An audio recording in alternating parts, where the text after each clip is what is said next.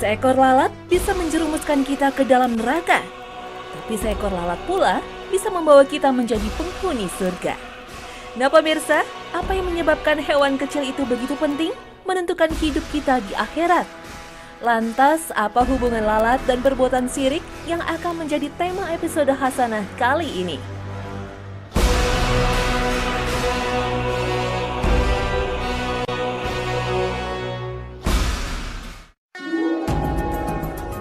Assalamualaikum warahmatullahi wabarakatuh. Selamat pagi pemirsa Trans7. Hasanah Ensiklopedia Islam Dunia kembali hadir ke hadapan Anda untuk berbagi pengetahuan dan berwasiat dalam kebajikan. Pagi ini, Hasanah akan kembali meneruskan pembahasan masalah syirik. Kemarin kita baru membahas syirik besar. Nah sekarang kita bahas syirik kecil. Sebelumnya, mari simak firman Allah dalam surah An-Nisa ayat 116. Inna Allah la yaghfiru an yushraka bihi wa yaghfiru ma duna dhalika liman yasha' wa man yushrik billahi faqad dhalla dhalalan ba'ida. Sesungguhnya Allah tidak mengampuni dosa mempersekutukan sesuatu dengan Dia, dan Dia mengampuni dosa yang selain syirik bagi siapa yang dikehendakinya. Barang siapa yang mempersekutukan sesuatu dengan Allah, maka sesungguhnya ia telah tersesat sejauh-jauhnya.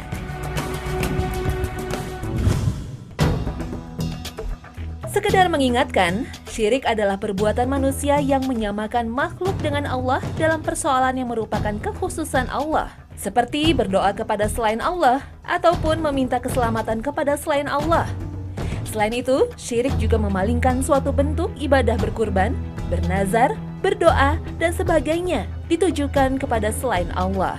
Nah, dari segi kadar perbuatan syirik ada dua macam. Syirik besar atau syirik akbar, dan syirik kecil atau syirik asghar. Syirik besar membuat pelaku keluar dari Islam dan terancam kekal di dalam neraka. Sedangkan syirik kecil tidak mengeluarkan pelaku dari agama Islam.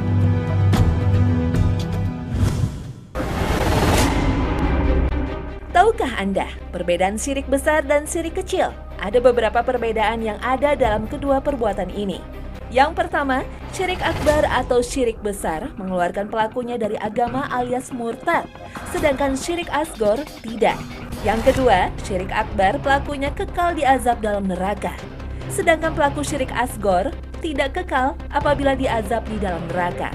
Jika dia masuk ke dalam neraka, maka dia disiksa sesuai dengan kadar dosanya. Setelah itu, dimasukkan ke dalam surga. Meski begitu, jangan dianggap enteng, sebab ia berdosa dengan dosa yang paling besar, lebih besar daripada maksiat. Orang yang berbuat syirik asghar itu lebih berbahaya daripada orang yang berzina, berjudi, atau bahkan membunuh manusia lainnya.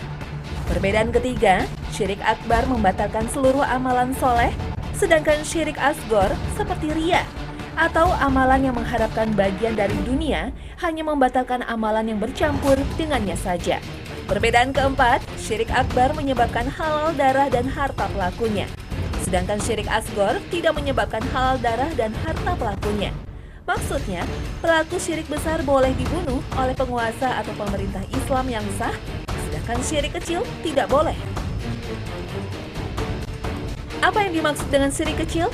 Syirik kecil adalah segala sesuatu yang terlarang dari syariat karena dikhawatirkan akan menjadi perantara menuju syirik akbar. Syirik kecil atau asghar terbagi dua. Pertama, syirik zohir atau tampak di lisan dan anggota badan, yakni perkataan dan perbuatan. Contoh perbuatan syirik asghar dalam ucapan adalah seseorang bersumpah dengan menyebut selain nama Allah. Umpamanya, ucapan demi ayah dan ibuku. Maka ini tergolong syirik kecil, dengan catatan dia tidak sampai berkeyakinan ayah dan ibunya setara dengan Allah. Apabila ia sampai berkeyakinan bapa dan ibunya sama hebatnya dengan Allah, maka dia telah terjatuh dalam syirik akbar, bukan lagi syirik asghar.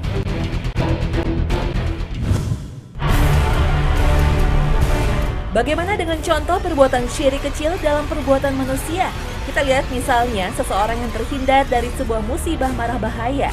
Tetapi ia yakin yang menyelamatkan dari musibah tersebut adalah jimat yang dikenakannya, bukan Allah yang melindunginya. Saat kejadian itu, dia sedang mengenakan jimat. Karena itu, ia yakin jimat itulah yang membuatnya selamat dari kecelakaan. Selain itu, ia juga berkeyakinan jika tidak memakai jimat, pastilah Allah tidak akan menolongnya atau tak akan terhindar dari mara bahaya. Pada saat itulah, orang ini terjatuh dalam kesyirikan kecil.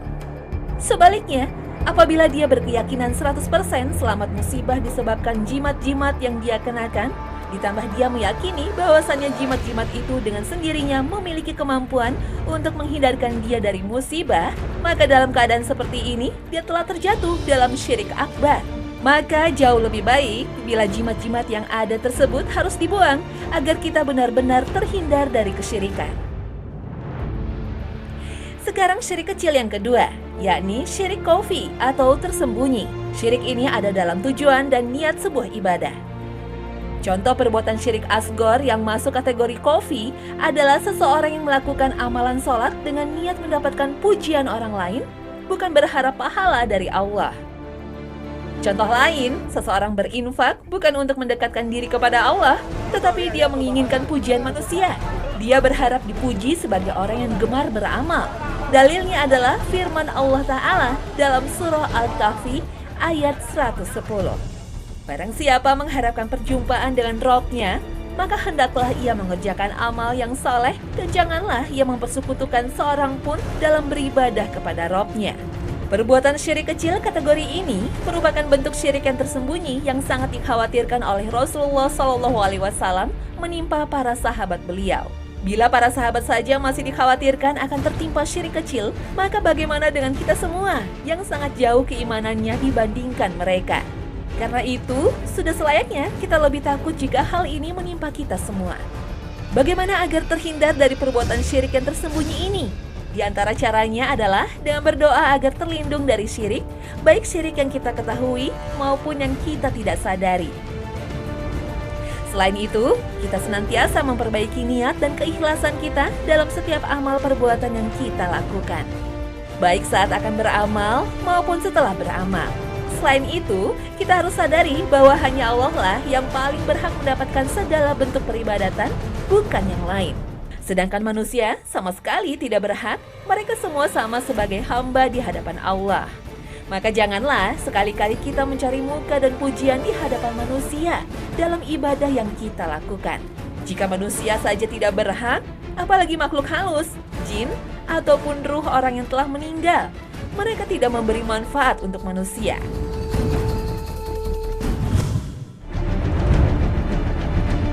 Contoh lain syirik kecil adalah bersumpah dengan menyebut selain Allah. Seringkali kita melihat orang bersumpah atas nama bapak atau ibunya, atau bersumpah atas nama yang lain selain Allah. Maka semuanya termasuk syirik kecil.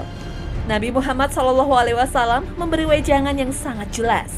Rasulullah SAW menyebut perbuatan seperti itu termasuk kekufuran atau kesyirikan. Rasulullah SAW bersabda, "Barang siapa yang bersumpah dengan selain Allah, maka sungguh dia telah kafir atau telah syirik." Selain sumpah, ucapan-ucapan kita pun bisa masuk kategori syirik kecil. Misalnya, ketika kita sukses meraih sesuatu, maka seringkali mengucapkan syukur bukan kepada Allah semata, tetapi menyandingkan dengan makhluk. Umpamanya, ucapan atas kehendak Allah dan kehendak Anda, misalnya dengan menyebut nama orang, "Saya berhasil meraih prestasi ini." Atau ucapan kalau bukan karena Allah dan Pak Bos, saya bukanlah siapa-siapa. Kalimat semisal juga termasuk, "Ini adalah berkat pertolongan Allah dan si fulan." Kalimat-kalimat semisal itu yang dengan sengaja mensejajarkan antara Allah dan manusia, semua termasuk kesyirikan. Karena itu kita perbaiki. Yang benar dari ucapan di atas adalah atas kehendak Allah kemudian kehendak Anda, maka saya bisa meraih prestasi ini. Atau kalau bukan karena Allah kemudian karena Anda, atau berkat pertolongan Allah kemudian pertolongan Anda. Demikian seterusnya. Maksudnya Allah dikedepankan dan ditonjolkan dan bukan disejajarkan dengan manusia. Rasulullah SAW telah bersabda, Janganlah kalian semua mengucapkan atas kehendak Allah dan kehendak fulan, tetapi katakanlah atas kehendak Allah, kemudian atas kehendak fulan. Hadis riwayat Ahmad dan Abu Daud dan merupakan hadis sahih. Dengan ucapan ini, maka kita terhindar dari kesyirikan. Lebih lagi, kita sekaligus tidak melupakan ucapan terima kasih atas jasa atau bantuan yang diberikan oleh orang lain. Dengan kalimat itu, dua tujuan dapat tercapai sekaligus. Bagaimana bila diucapkan hanya untuk manusia? Jelas termasuk kesyirikan. Misalnya kalimat, apa yang saya raih selama ini semua berkat kerja keras saya dan tim. Lalu peran Allah di mana? Jelas ucapan seperti itu adalah keliru. Mestinya kita ucapkan, apa yang saya raih selama ini berkat pertolongan Allah dan kerja keras saya dan tim.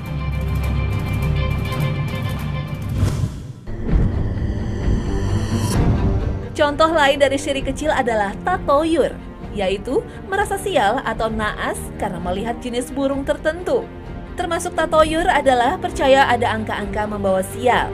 Misalnya, ada orang yang percaya angka 4 dan 13 sebagai angka sial, dan sangat yakin angka 9 sebagai angka keberuntungan. Ada juga yang percaya nomor-nomor keberuntungan, baik untuk nomor rumah, nomor telepon, ataupun nomor mobil, semua itu termasuk tatoyur. Begitu pula mereka meyakini hari dan tanggal tertentu sebagai tanggal atau hari sial ataupun tanggal dan hari keberuntungan.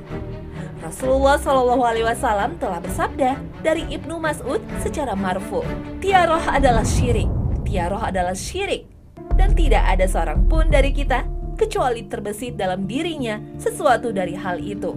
Akan tetapi Allah Azza wa Jalla menghilangkannya dengan tawakal. Hadis riwayat Abu Daud dan At-Tirmizi.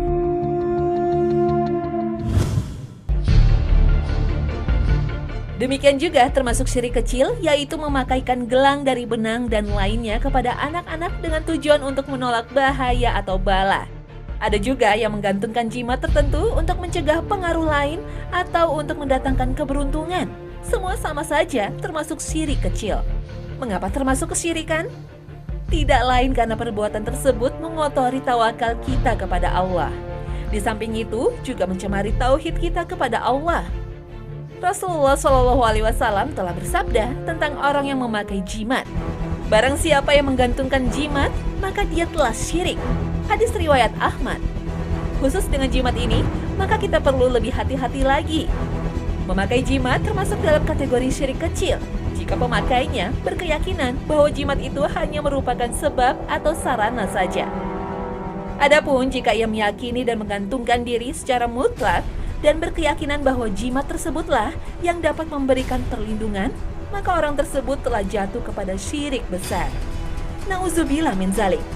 Dan sekali lagi, pelaku syirik besar, dia terancam kekal di dalam neraka. Demikianlah, kita sekarang sudah mengetahui bentuk-bentuk kesyirikan. Semuanya termasuk dosa besar. Jadi, selayaknya kita menyikapi dosa, janganlah kita melihat besar kecilnya dosa. Jangan kita memandang apakah ini syirik besar atau syirik kecil. Tetapi lihatlah kepada siapa kita sedang bermaksiat. Jika kita bermaksiat kepada Allah, maka sadarlah ini adalah dosa yang sangat berbahaya. Dengan kesadaran seperti ini, maka insya Allah kita akan senantiasa waspada dan berhati-hati. Kita juga senantiasa merasa dalam pengawasan Allah Subhanahu wa Ta'ala. Lantas, kita berharap akan hilang dari diri kita sikap meremehkan dosa. Jika kita sudah berani meremehkan dosa, maka berhati-hatilah karena ini merupakan indikasi seorang fajir, yakni orang yang tidak takut dosa.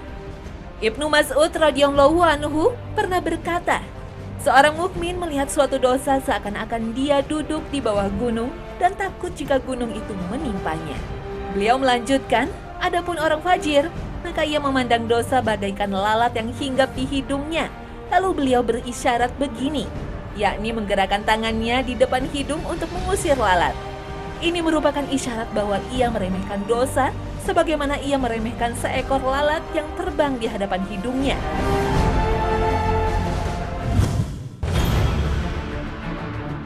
Ada juga kisah seseorang masuk neraka hanya gara-gara seekor lalat. Jika lalat bisa memasukkan orang ke neraka, bagaimana dengan binatang yang lebih besar? Sekarang ini di sekitar kita, perbuatan syirik seperti menu sehari-hari. Bahkan ada menganggap sebagai hal yang biasa dan ringan. Padahal sesaji walau dengan lalat saja bisa menyebabkan seseorang masuk neraka. Apalagi jika dengan tumbal kepala kerbau atau kepala sapi. Dari Thariq bin Syihab, beliau menceritakan bahwa Rasulullah SAW pernah bersabda, ada seorang lelaki yang masuk surga gara-gara seekor lalat, dan ada pula lelaki lain yang masuk neraka gara-gara lalat. Para sahabat bertanya, bagaimana hal itu bisa terjadi, wahai Rasulullah? Beliau menjawab, ada dua orang lelaki yang melewati suatu kaum yang memiliki berhala.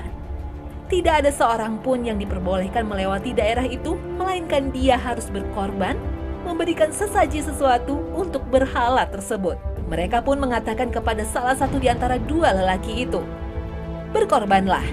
Ia pun menjawab, aku tidak punya apa-apa untuk dikorbankan. Mereka mengatakan, berkorbanlah, walaupun hanya dengan seekor lalat. Lelaki pertama pun berkorban dengan seekor lalat, hingga mereka pun memperbolehkan dia untuk lewat dan meneruskan perjalanan.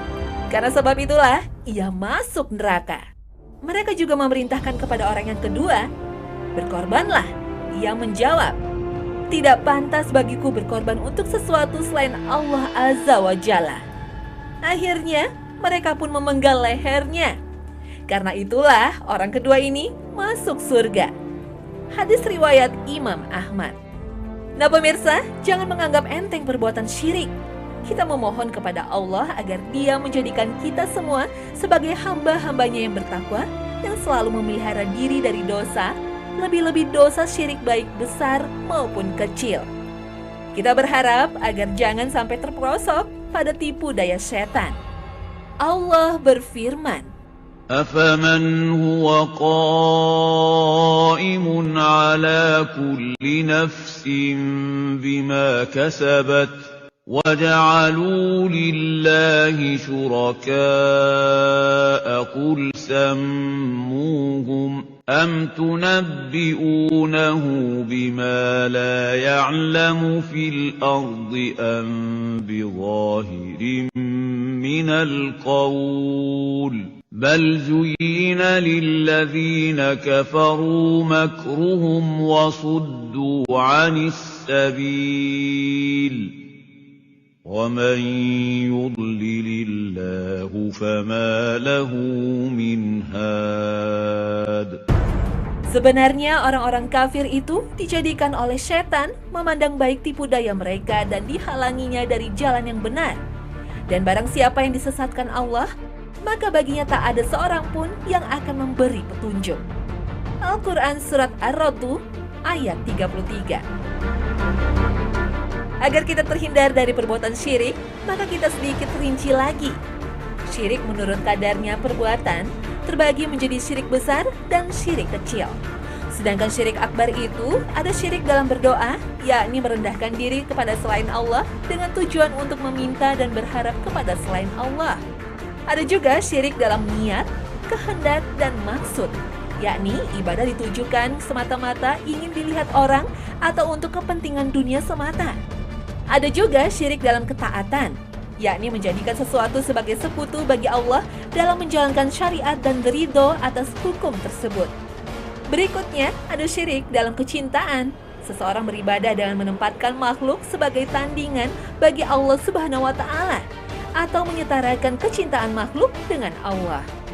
Dari segi kadar perbuatannya, ada juga yang disebut syirik khafi atau tersembunyi, yaitu seorang beramal dikarenakan keberadaan orang lain, termasuk riya. Sedangkan syirik menurut letak terjadinya ada beberapa jenis.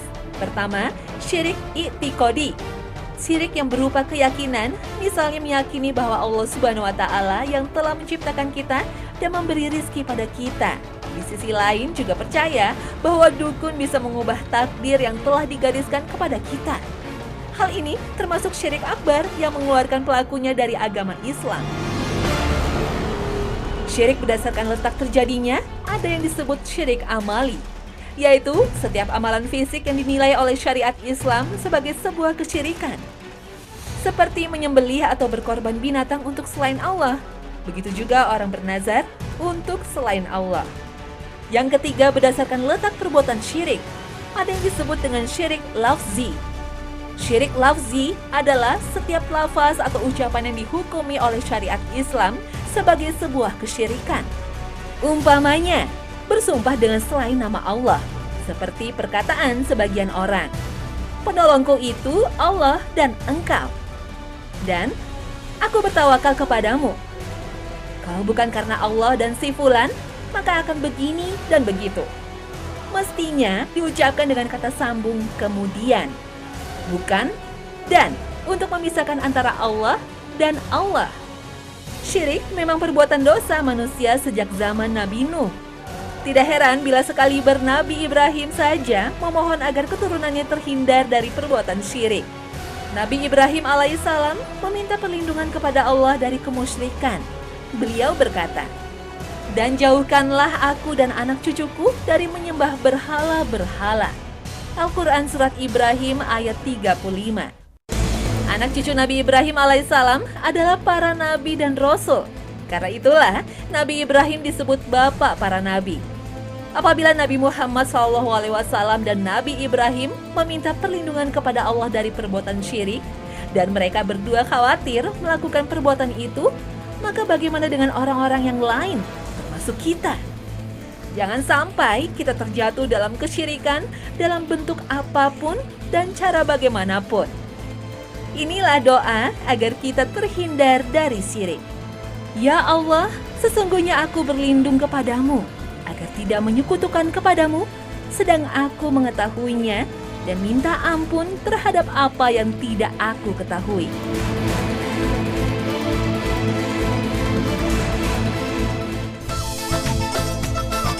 Nah pemirsa, demikianlah pembahasan soal syirik, dari syirik besar hingga syirik kecil. Mudah-mudahan episode ini semakin memberi pemahaman kepada kita dan meningkatkan keimanan kita, sehingga kita terhindar dari semua perbuatan syirik. Terima kasih atas perhatian Anda. Wassalamualaikum warahmatullahi wabarakatuh.